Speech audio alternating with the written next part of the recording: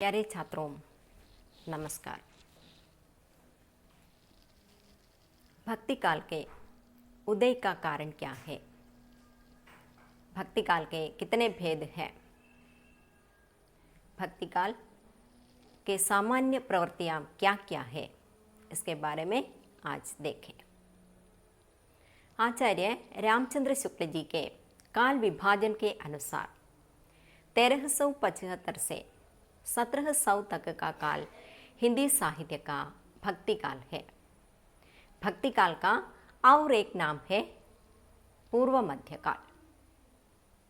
किसी भी काल के साहित्य का निर्माण वहाँ के तात्कालीन परिस्थितियों के अनुकूल ही होता है। हिंदी साहित्य का भक्ति काल का आरंभ ऐसे ही युग में हुआ जिनसे प्रभावित होकर काव्य की धारा बदल गई। उस समय भारत में मुसलमानों का शासन जम गया और वहाँ के राजा पराधीन हो गए। इस समय राजाओं का गुणगान कौन करता? कवियों को राज्यों में प्राप्त होने वाले या राज दरबारों में प्राप्त होने वाले राज्याश्रय समाप्त सा हो गया। इस कारण से कविता राज दरबारों से हटकर कुटियों में रहने वाले साधु संतों की आश्रित बनी। वे हमेशा भगवान के भजन में निमग्न रहते थे। धीरे धीरे वीर गाथा कालीन वीर भावना उत्पन्न करने वाले कवियों की प्रवृत्ति अप्रत्यक्ष हो गई। इसके बदले भगवान का गुण कीर्तन होने लगी। इस प्रकार हिंदी साहित्य में भक्ति काल का उदय हुआ। भक्ति काल के प्रमुख रूप से दो भेद होते हैं, निर्गुण भक्ति शाखा और सगुण भक्ति शाखा। निर्गुण भक्ति शाखा के दो भेद हैं, ज्ञानाश्रयी शाखा और प्रेमाश्रयी शाखा। सगुण भक्ति शाखा के और दो भेद हैं, राम भक्ति शाखा और कृष्ण भक्ति शाखा। निर्गुण भक्ति शाखा के नाम से ही यह जाने जाते हैं कि इस भक्ति शाखा के कवियों की राय में ईश्वर निराकार परब्रह्म है। ईश्वर के लिए कोई आकार नहीं है। निर्गुणोपासक कबीर ने मूर्ति पूजा का कट्टर विरोध करते हुए इस प्रकार बताया है। पाहन पूजूं हरि मिले तो मैं पूजूं पहाड़, ताती या चाकी बले 8 पीस खाए संसार।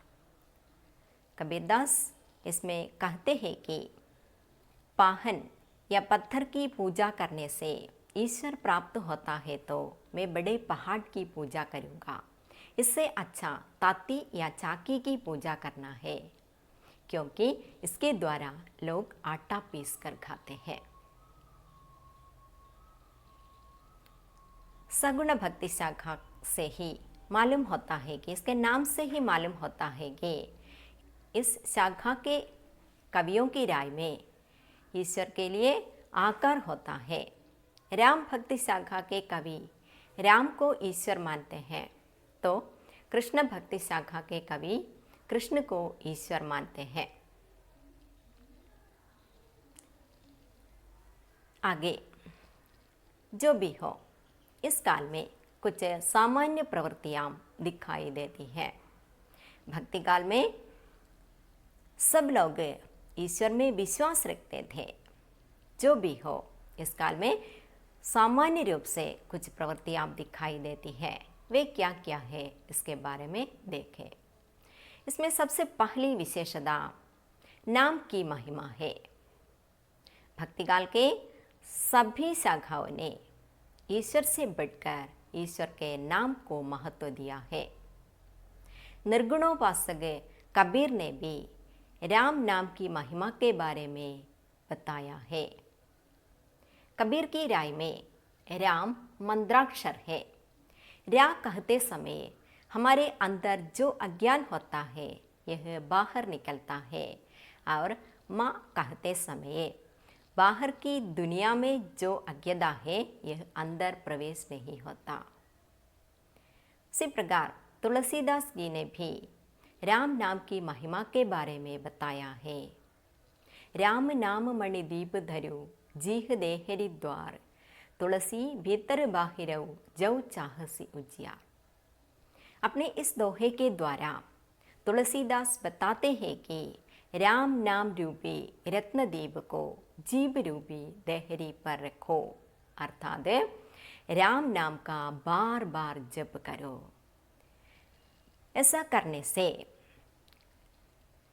बाहर की दुनिया और हमारा अंदर मन दोनों पवित्र हो जाएगा। राम नाम मणि दीप धरु जीव देहरी द्वार। देहरी पर रखा हुआ दीपक से क्या फ़ायदा होता है? देहरी पर रखा हुआ दीपक घर के अंदर और बाहर दोनों प्रकाश फैलाता है। इसी प्रकार राम नाम का बार बार जप करने से बाहरी दुनिया पवित्र हो जाएगी, उसी प्रकार हमारा अंदर मन भी पवित्र हो जाएगा। इस प्रकार चारों शाखाओं के कवि ईश्वर से बढ़कर ईश्वर के नाम को महत्व देते थे।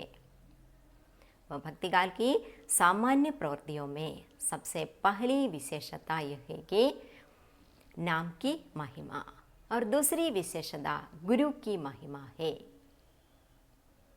इस काल के सभी कवि ईश्वर से बढ़कर गुरु को महत्व देते थे। निर्गुणोपासक कबीर ने भी गुरु के महत्व के संबंध में बताया है। गुरु गोविंद दोऊ खड़े काके लागे पाव, बलिहारी गुरु जो जिन गोविंद दियो बताए।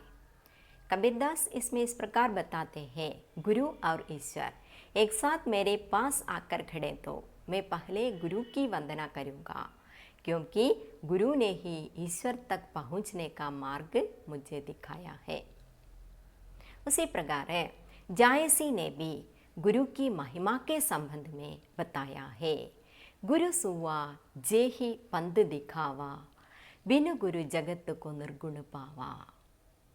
उसी प्रकार तुलसीदास जी ने भी गुरु की महिमा के संबंध में बताया है। बंदो गुरुपद कंचे कृपा सिंधु नर रूप हरि। उसी प्रकार सूरदास जी ने भी गुरु की महिमा का वर्णन किया है। वल्लभ नख चंद्र छटा बिनु सब जग माही अंधेरो। इस प्रकार चारों शाखाओं के कवि ईश्वर से बढ़कर गुरु को महत्व देते हैं। और इस काल की और एक सामान्य विशेषता यह है कि भक्ति भावना का प्राधान्य। चारों शाखाओं में भक्ति भावना का प्राधान्य समान रूप से पाया जाता है। निर्गुणोपासक कबीर की राय में भक्ति के बिना ज्ञान और ज्ञान के बिना भक्ति, ज्ञान के बिना ईश्वर प्राप्ति संभव नहीं है। इस प्रकार सभी कवि भक्ति को प्रधानता दी है। और इस काल के और एक प्रमुख विशेषता बाह्य आडंबर का खंडन है। इस काल के सब कविगण बाह्य आडंबर छोड़ देने के लिए कहते हैं। एक भक्त के लिए बाह्य आडंबर की कोई ज़रूरत नहीं है। सभी कवि भक्त थे, इसलिए वे बाह्य आडंबर को छोड़ देते हैं। और इस काल की और एक विशेषता अहंकार का त्याग है। कवियों की राय में अहंकार रहित जीवन बिताना ईश्वर प्राप्ति के लिए अनिवार्य है। जहाँ ईश्वर है वहाँ अहंकार के लिए कोई स्थान नहीं। जहाँ अहंकार है वहाँ ईश्वर नहीं होगा। इसलिए अहंकार रहित जीवन बिताना ईश्वर प्राप्ति के लिए अनिवार्य है। इस प्रकार भक्ति काल में प्रमुख रूप से 5 सामान्य प्रवृत्तियां दिखाई देती है। वे क्या क्या है, एक बार भी देखें। ईश्वर की महिमा या नाम की महिमा, दूसरा गुरु की महिमा, तीसरा भक्ति भावना का प्राधान्य, चौथा अहंकार का त्याग और पांचवा बाह्य आडंबर का खंडन।